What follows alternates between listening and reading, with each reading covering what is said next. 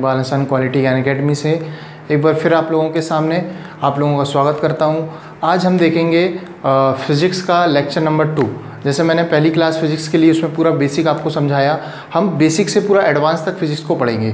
तो यूनिट मैंने स्टार्ट किया था, उसमें काफ़ी चीज़ें अपन ने समझा, ठीक है। जैसे कि मैंने कुछ साइंस के आपको कुछ ब्रांचेस भी बताई थी, उसके आपको जनक भी बताया था, वो भी आपको याद रखना है। उसके बाद मैंने मात्रक पढ़ाया, मात्रक में भी आपको काफ़ी चीज़ें इंपॉर्टेंट थी, जैसे कि मात्रक होता क्या है। तो किसी भी भौतिक राशि को मापने के लिए जो सदृश मापन की आवश्यकता होती है वही मात्रक कहलाता है। उसमें फिर मैंने राशि को डिफाइन किया कि क्वांटिटी या राशि होती क्या है। तो राशि क्या होती है, जो न्यूमेरिकल वैल्यू या संख्यात्मक मान जो होता है वही क्या कहलाती है, राशि कहलाती है। भौतिक राशि क्या कहलाएगी, जिसे आप देख सकते हैं, छू सकते हैं और जिसे व्यक्त करने के लिए मात्रक की आवश्यकता होती है वो क्या कहलाती है, आपकी भौतिक राशियाँ कहलाती है। तो भौतिक राशियाँ बेसिकली 2 टाइप्स की होती हैं। कौन कौन सी, एक मात्रक तथा मापन के आधार पर और एक होती है दिशा तथा परिमाण के आधार पर। तो अपन ने क्या देखा था, मापन तथा मात्रक के आधार पर जो भौतिक राशियाँ होती हैं वो कितने प्रकार की होती हैं, 3 प्रकार की होती हैं। एक होती है मूल राशि, से फंडामेंटल क्वांटिटी कहते हैं। दूसरी होती है आपकी व्युत्पन्न राशियाँ, जिसे आप डिराइव्ड क्वांटिटी कहते हैं। और तीसरी होती है आपकी पूरक राशियाँ, जिसे आप सप्लीमेंट्री क्वांटिटी कहते हैं, ठीक है। तो भौतिक मूल राशियाँ क्या होती हैं, वे राशियाँ जिन्हें व्यक्त करने के लिए किसी अन्य भौतिक राशि की आवश्यकता नहीं होती, वे क्या कहलाती हैं, आपकी मूल राशियाँ कहलाती हैं। बेसिकली जो 7 प्रकार की होती हैं उनको हमने एक एक करके भी डिफाइन करा, कौन कौन सी होती हैं। लंबाई होती है, समय होता है, द्रव्यमान होता है, ताप होता है, विद्युत धारा होता है, पदार्थ की मात्रा होता है और क्या होता है, ज्योति तीव्रता होता है। इसको हमने एक एक करके समझाया। यदि आपने पिछला लेक्चर नहीं देखे हैं तो फर्स्ट ऑफ ऑल उसे देख लें, देन इसे देखेंगे तो ज़्यादा अच्छे से समझ में आपको आएगा। उसके बाद हमने जो देखा व्युत्पन्न राशियाँ, तो व्युत्पन्न राशियाँ वे राशियाँ जिन्हें व्यक्त करने के लिए किसी अन्य भौतिक राशि की आवश्यकता होती है। जैसे हमने बोला क्षेत्रफल, लंबाई गुणित चौड़ाई, लंबाई भी एक मूल राशि है, चौड़ाई भी है। तो दोनों का जब आपने कॉम्बो करा, दोनों का गुणा करा, तब जाके आपको क्या मिला, क्षेत्रफल मिला, आयतन मिला। इसी प्रकार से डेंसिटी, घनत्व इसे कहते हैं, बल हो जाएगा आपका, कार्य हो जाएगा। ये सब कैसी राशियां हैं, आपकी व्युत्पन्न राशियां, क्या, जिसे ड्राइव्ड क्वांटिटी कहेंगे। पूरक राशियां 2 होती हैं, कौन कौन सी होती हैं, इन्हें भी हमने देखा। एक होता है समतल कोण, एक होता है हमारा घन कोण। तो समतल कोण जिसका मात्रक क्या होता है, रेडियन, और एक होता है घन कोण जिसका मात्रक क्या होता है, हमारा स्टेरेडियन, ठीक है। तो चलिए आगे हम देखते हैं। इसको विभाजित हमने 2 पार्ट में करा था। एक होता है मात्रक तथा मापन के आधार पर और दूसरा होता है क्या, दिशा तथा परिमाण के आधार पर। तो हम उसे देखेंगे। जो हमारी भौतिक राशियाँ थी,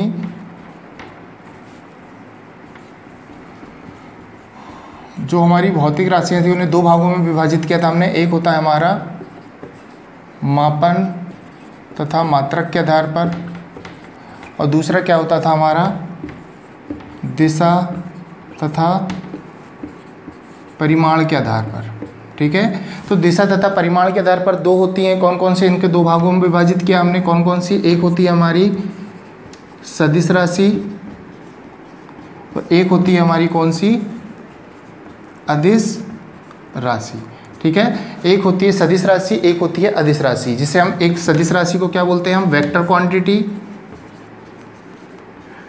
क्वांटिटी, और अदिश राशि को हम क्या बोलते हैं, स्केलर क्वांटिटी। क्या बोलते हैं, स्केलर क्वांटिटी, ठीक है। तो सदिश राशि, बेसिकली सदिश राशि क्या होती है, इसे कैसे डिफाइन करेंगे, वे भौतिक राशियाँ जिन्हें दर्शाने के लिए, या वे भौतिक राशियाँ जिन पे क्या हो, दिशा के साथ साथ परिमाण के साथ साथ क्या हो, दिशा भी हो, वे राशियाँ क्या कहलाती हैं, सदिश राशियाँ। मतलब ऐसी भौतिक राशि जिसमें क्या हो, एक डायरेक्शन हो, उसे क्या कहेंगे हम, वेक्टर क्वांटिटी कहेंगे। और अदिश राशि में क्या होता है, इन्हें व्यक्त करने के लिए हमें सिर्फ परिमाण की आवश्यकता होती है, ना कि दिशा की आवश्यकता होती है, इसलिए हम इसे क्या कहते हैं, अदिश राशि कहेंगे, ठीक है। तो सदिश राशियाँ वे राशियाँ जिन्हें व्यक्त करने के लिए परिमाण के साथ साथ दिशा की भी आवश्यकता होती है और इनमें दिशा की आवश्यकता नहीं होती है। तो हम यहाँ पर देखेंगे सदिश राशि में कौन कौन सी राशियाँ आ जाएंगी जिनमें दिशा होती है। तो पहला आ जाएगा आपका विस्थापन, जिसे हम क्या कहते हैं, डिस्प्लेसमेंट, ठीक है। दूसरा क्या जाएगा हमारा, वेग, जिसे हम क्या कहते हैं, वेलोसिटी। इन टर्म, ये जो टर्म है आपको एक एक करके हम आगे समझेंगे जब आगे पढ़ेंगे। अभी सिर्फ मैं ये बताना चाह रहा हूँ, जिसमें दिशा होती है वो कौन सी, सदिश राशियाँ कहलाएंगी, जिन पे नहीं होती वो अदिश राशि। तो सिर्फ अपन यहाँ पे देख रहे हैं, हम एक एक चीज़ पढ़ेंगे बाद में। त्वरण आपका, ठीक है, वेलोसिटी हो गई, त्वरण हो गया, एक्सेलरेशन जिसे हम कहेंगे, वेलोसिटी, एंगुलर वेलोसिटी, ये सब क्या किस में आएंगे, आपकी सदिश राशियों में आएंगी, ठीक। इसके बाद अदिश राशि की बात करूँ जिसमें सिर्फ परिमाण होता है, ठीक है, तो ये हो जाएगा हमारा जैसे द्रव्यमान, जिसे मास कहेंगे हम, ठीक है। और यहाँ पे आ जाएगा ताप, और क्या जाएगा यहाँ पे हमारा विद्युत धारा, वर्क आ जाएगा। ये सब कौन सी राशियाँ कहलाएंगी हमारी? अदिश राशि कहलाएंगी, ठीक है, जिनमें क्या होता है सिर्फ परिमाण होता है, दिशा नहीं होती है। तो इन चीज़ों को हमें याद रखना है कि सदिश राशि क्या होती है और अदिश राशियाँ क्या होती हैं। चलिए, इसके बाद अब हम देखेंगे मात्रक को। हमने इनकी जो कुछ पद्धतियाँ थी, कुछ सिस्टम थे, उन्हें हम देख लेते हैं। मात्रक पद्धति इसे कहते हैं या फिर सिस्टम ऑफ यूनिट। तो चलिए देखेंगे इसे।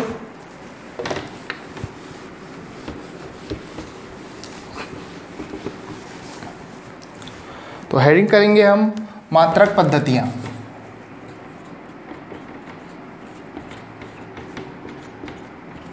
मात्रक पद्धति या इसे ही बोलेंगे सिस्टम ऑफ यूनिट। इसे ही क्या बोलेंगे हम? System of unit. तो देखेंगे यहाँ पे मात्रक पद्धति में फर्स्ट ऑफ ऑल क्या हुआ था, गॉस नामक एक साइंटिस्ट थे जिन्होंने दूरी को मिलीमीटर में कन्वर्ट किया था, मिलीमीटर में ज्ञात किया था, ठीक है। और इन्होंने द्रव्यमान को क्या लिया था इसमें? मिलीग्राम। द्रव्यमान को क्या लिया था? मिलीग्राम में। और समय को किस में लिया था उन्होंने? सेकंड में लिया था। लेकिन इनके बाद जो एक साइंटिस्ट आए मैक्सवेल नामक, उन्होंने क्या किया, उन्होंने दूरी को किस में लिया? उन्होंने दूरी को सेंटीमीटर में लिया और द्रव्यमान को क्या लिया उन्होंने? ग्राम में लिया, ठीक है। उसके बाद समय को उन्होंने भी किस में लिया था? सेकंड में लिया था, जिसे हमने बाद में क्या कहा? CGS पद्धति। जिसे हमने बाद में क्या कहा? CGS पद्धति। ये जो साइंटिस्ट या वैज्ञानिक थे, ये कहाँ के थे? फ्रांस के थे, ठीक है। इसलिए इन्हें फ्रेंच पद्धति भी कहा जाता है। तो CGS यूनिट जो कैसी है आपकी? फ्रेंच पद्धति या फिर फ्रांस पद्धति भी आप कह सकते हो, ठीक है। तो ये हमें ध्यान रखना है। इसके बाद हम देखेंगे, इसके बाद क्या आया? ब्रिटिश यूनिट या ब्रिटिश पद्धति। कौन सी कहलाई हमारी? FPS। कौन सी कहलाई? FPS। FPS से क्या संबंध है आपका? F से आपका क्या हो जाता है? फुट। P से क्या जाएगा आपका? पाउंड। और S से क्या जाएगा आपका? सेकंड। मतलब जो आपकी दूरी या लंबाई रहेगी उसे आप किस पे नापेंगे? फुट पे नापेंगे। जो वजन रहेगा आपका, द्रव्यमान रहेगा, उसे आप किस में लेंगे? पाउंड पे लेंगे। और समय को किस पे लेंगे हम? सेकंड में लेंगे, ठीक है। इसे हम क्या कहते हैं? ब्रिटिश पद्धति कहते हैं, ब्रिटिश पद्धति, ठीक है। FPS। एक यहाँ पर देखिएगा पाउंड आया है, तो पाउंड को आप याद रखना कि एक पाउंड में कितने ग्राम या कितने किलोग्राम होते हैं। तो यहाँ पर देखेंगे हम एक पाउंड में आपका 453.52 ग्राम होता है। ये हमें याद रखना है, ठीक है। ये हमें डायरेक्ट क्वेश्चन में पूछ सकता है। तो ये चीज़ हम याद रखेंगे कि एक पाउंड में कितने ग्राम या कितने किलोग्राम होते हैं। तो आपको याद रखना है कितने? 453.52 क्या होते हैं? ग्राम होते हैं। चलिए, ठीक है। इसके बाद एक और पद्धति आई, कौन सी आपकी? MKS पद्धति, ठीक है।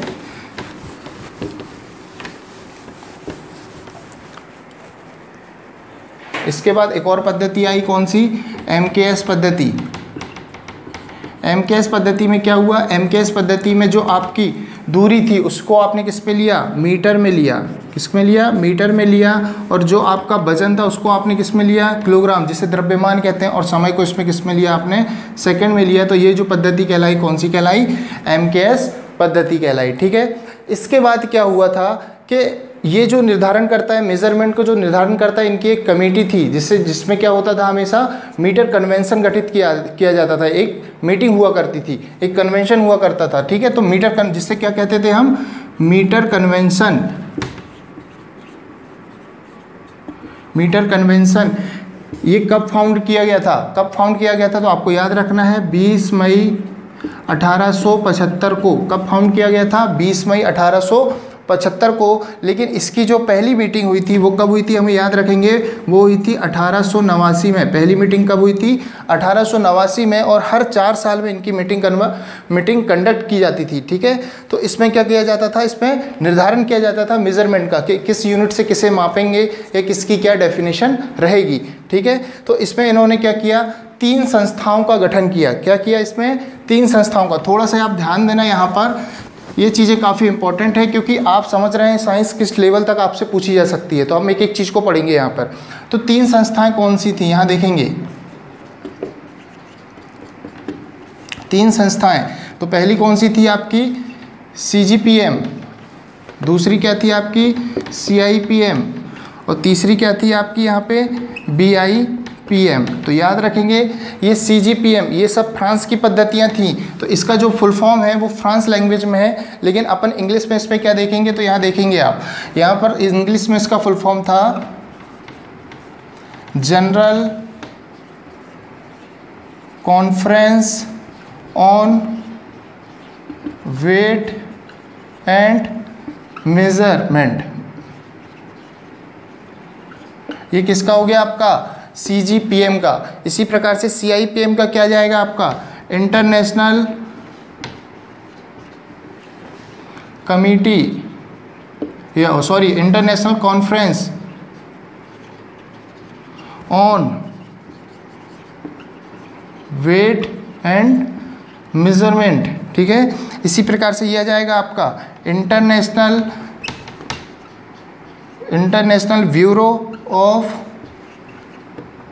Bureau on weight and measurement. इस प्रकार से आप याद रखेंगे। ठीक है, ये क्या हो जाएगा, general conference on weight and measurement, international conference on weight and measurement, और ये जाएगा international bureau on weight and measurement. लेकिन जो मेन थी वो जो कौन सी संस्था थी, CGPM, यही है जो हमारा यूनिट का निर्धारण करती है और डेफिनेशन का भी निर्धारण करती है। इसकी लगातार हर 4 साल में या कुछ समय कभी कभी जब 4 साल में नहीं हो पाती तो डिले भी हो सकती है, लेकिन हर 4 साल में इसकी क्या होती थी, मीटिंग होती थी। जब इसकी मीटिंग कंडक्ट की गई थी, आप ध्यान रखेंगे यहाँ पर फर्स्ट मीटिंग कब हुई थी, 1889 में, और लास्ट मीटिंग कब हुई थी, ये चीज़ ध्यान रखिएगा, लास्ट मीटिंग हुई थी इसकी 26 नवंबर 2018 को, जिसमें क्या किया गया था कि 4 क्वांटिटीज़ की डेफिनेशन चेंज की गई थी। कौन कौन सी क्वांटिटी, एक हो गया द्रव्यमान, दूसरा हो गया आपका ताप, तीसरा हो गया आपका समय, और चौथा हो गया आपका क्या, विद्युत धारा। इनकी क्या की गई थी, डेफिनेशन चेंज की गई थी। जब इनकी लगातार बैठकें या मीटिंग हुई तो यहाँ ध्यान देना आप,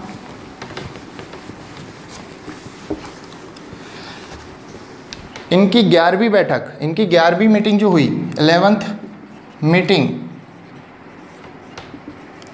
meeting of CGPM, 11th meeting of CGPM, ये कब हुई थी, ये हुई थी 1960 में। कब हुई थी, 1960 में हुई थी। यहाँ पर निर्धारित किया गया था 6 मूल राशियों को, जो कि SI यूनिट कहलाई। कौन सी यूनिट कहलाई, SI यूनिट 6। लेकिन 6 कौन कौन सी थी, तो यहाँ पर 6, यहाँ पर देखेंगे आप, 6 मूल राशियाँ निर्धारित की गई।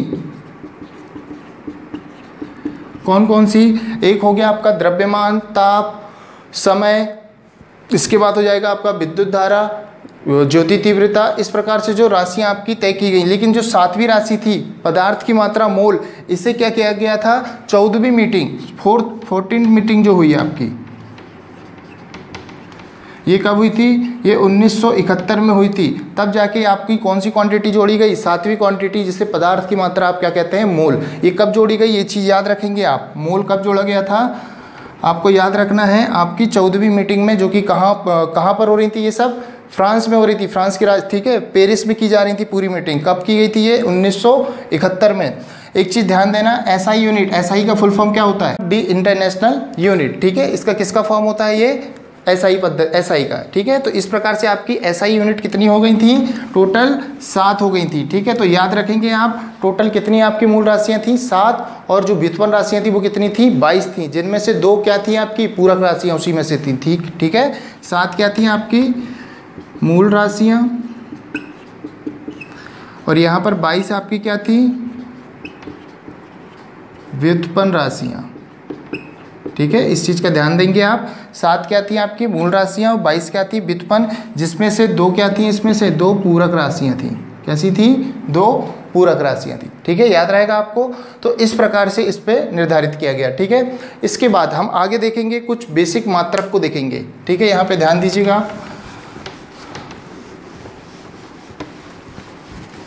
कुछ इंपॉर्टेंट मात्रक यहाँ पे डिस्कस करते हैं हम। तो पहला यहाँ पर देखेंगे हम खगोलीय दूरी, जिसे क्या कहेंगे हम, या खगोलीय मात्रक, इसे हम कहते हैं एस्ट्रोनॉमिकल यूनिट। क्या कहते हैं हम, एस्ट्रोनॉमिकल यूनिट, खगोलीय मात्रक, आप नाम से समझ रहे होंगे, खगोलीय मात्रक जिसे हम क्या कहते हैं, एस्ट्रोनॉमिकल यूनिट, एयू कहते हैं। ठीक है, अब यहाँ पे खगोलीय पिंड आप समझ रहे होंगे, जैसे हमारे जो ग्रह हो जाते हैं ये क्या कहलाते हैं, हमारे खगोलीय पिंड कहलाते हैं। ठीक है, तो यहाँ पर ध्यान देना आप, यहाँ पर एस्ट्रोनॉमिकल यूनिट मतलब पृथ्वी से सूर्य की जो दूरी है उसे ही क्या कहा जाता है, आपका एस्ट्रोनॉमिकल यूनिट या फिर खगोलीय मात्रक कहा जाता है, जो कि कितनी है 1.496, कितना है 1.496 इंटू 10⁻11 मीटर। ये क्या है आपकी एक एयू का मान है। एक एयू मतलब क्या होता है, एस्ट्रोनॉमिकल यूनिट, क्या होता है, एस्ट्रोनॉमिकल यूनिट। तो इस चीज़ का हमें ध्यान रखना है। ठीक है, चलिए इसके बाद दूसरा क्या जाता है हमारा,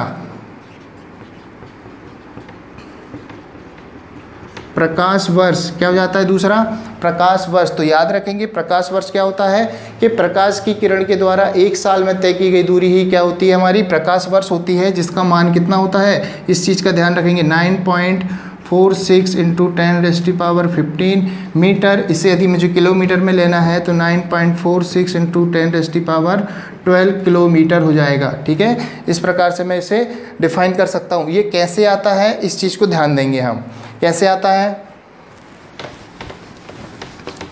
तो आपको प्रकाश की चाल पता होगी कितनी होती है, प्रकाश की चाल कितनी होती है, यहाँ ध्यान दें आप,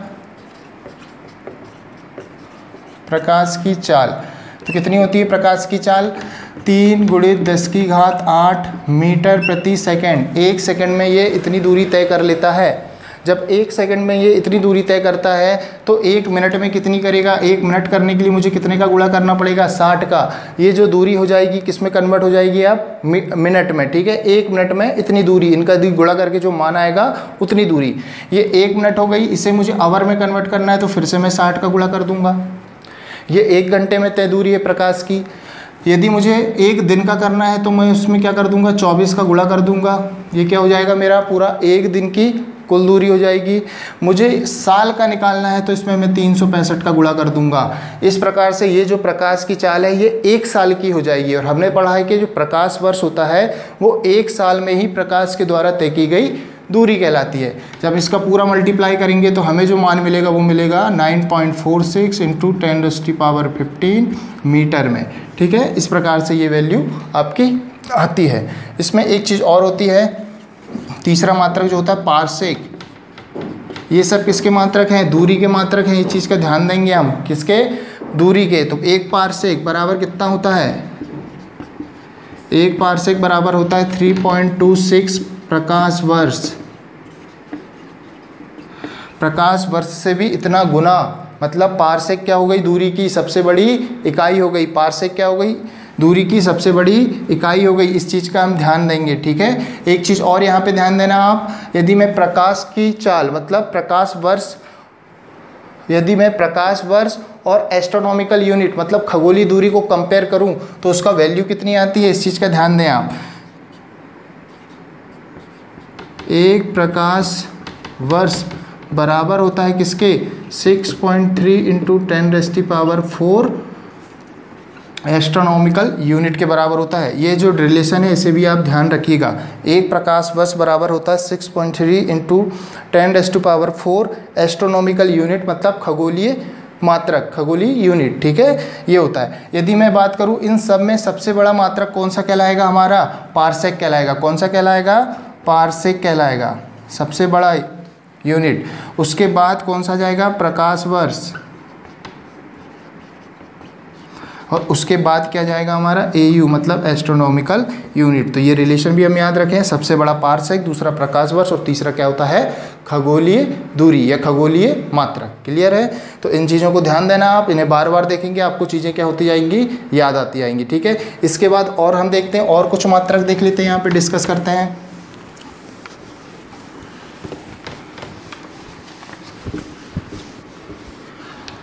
आपने फैदम सुना होगा, फैदम।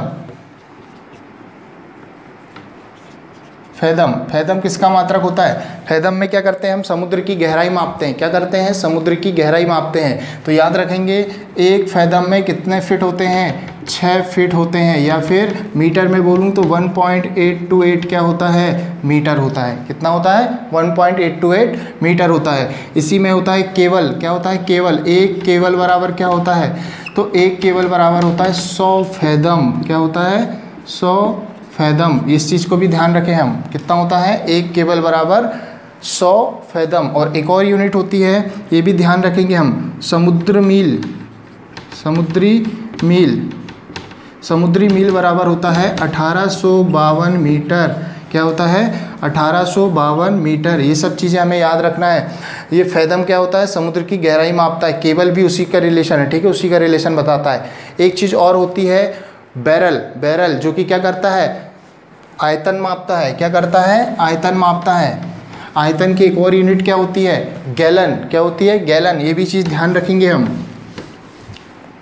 बैरल से जैसे हम देखें, एक बैरल, बैरल में आप देखेंगे हमेशा ये कब सुनने में आता है, जो कच्चा तेल हमारे यहाँ जो इंपोर्ट होता है बाहर से, वो किस में लिया जाता है? हमेशा लीटर और मिलीलीटर में नहीं लेते हम, किस में लेते हैं? बैरल में लेते हैं हमेशा। तो इस चीज़ को ध्यान रखेंगे। एक बैरल बराबर क्या होता है?